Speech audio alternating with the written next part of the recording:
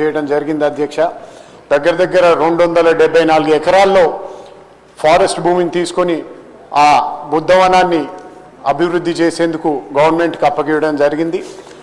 ఇప్పటికే కేంద్ర ప్రభుత్వం నిధులతోని అదేవిధంగా రాష్ట్ర ప్రభుత్వం నిధులతోని పెద్ద విధంగా దాన్ని డెవలప్ చేసుకున్నాం. కానీ ఇప్పటికి కూడా అక్కడ ఒక 5 స్టార్ హోటల్ లాంటిది అదేవిధంగా కన్వెన్షన్ సెంటర్ లాంటిది ఒకటి వస్తే అక్కడ ఉన్న లోకల్స్కి వాళ్ళకి ఉద్యోగ అవకాశాలతో పాటు మన పర్యాటక రంగానికి కూడా మంచి నిధులు వచ్చే అవకాశం ఉంది అధ్యక్ష.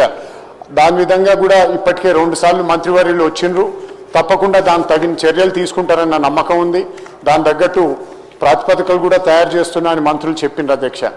అదేవిధంగా ఇప్పుడు జూ పార్క్ అన్నది కూడా మన గౌరవనీయ బాలునాయక్ గారు ప్రస్తావించారు. కాబట్టి మన హైదరాబాద్లోనే ఇప్పటికే పెద్ద ఎత్తున జూ పార్క్ ఉండి దాంతో ఎన్నో ఫెసిలిటీస్ ఉన్నాయి. కాబట్టి మనం మినీ జూ పార్క్స్ని కూడా వివిధ ప్రదేశాల్లో ఏర్పాటు చేసుకుంటే అది కూడా మనకి మన రాష్ట్రానికి అది కూడా బాగుంటుందన్న ఉద్దేశంతో మినీ జూ పార్క్ ఒకటి నాగార్జున సాగర్తో పాటు మిగిలిన ప్రదేశాల్లో కూడా ఏర్పాటు చేయాలని నేను వారికి విన్నవించుకుంటున్నాను అధ్యక్ష.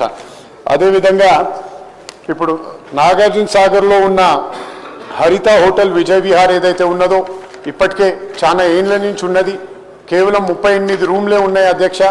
పర్యాటకులు చాలా అధికంగా వచ్చేందుకు ఇప్పుడు కూడా మీరు శుక్రవారం శనివారం ఆదివారం చూసుకుంటే 100% ఆక్యుపెన్సీస్తోని రన్ అవుతున్న ఈ హోటల్కి ఇప్పటికీ 5 కోట్ల నిధులు కూడా రెనోవేషన్ కోసం మంజూరు చేయడం జరిగింది. కానీ ఈ నిధులు దాన్ని పూర్తి విధంగా రెనోవేట్ చేసేందుకు సరిపోవు అధ్యక్ష. దానికి ఇంకొంచెం కూడా నిధులు కేటాయిస్తే నాగార్జున సాగర్ని అభివృద్ధి పదంలో నడిపించేందుకు మనం ముందరు తీసుకొచ్చు అధ్యక్ష. ఇందు విధంగా తగు చర్యలు మంత్రివర్యులు తీసుకుంటారన్న దీంతో సెలవు తీసుకుంటున్నాను. ఈ అవకాశం ఇచ్చినందుకు థ్యాంక్ యూ. గౌరవ సభ్యులు రామచంద్ర నాయుడు.